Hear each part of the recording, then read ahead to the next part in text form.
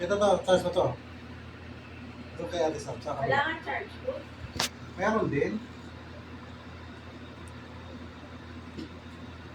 Tampung oras. Oras. Ito wala pang 55. Kaya naman na-pull din sa akin. Kasi kini-check namin ni si person ito. Okay.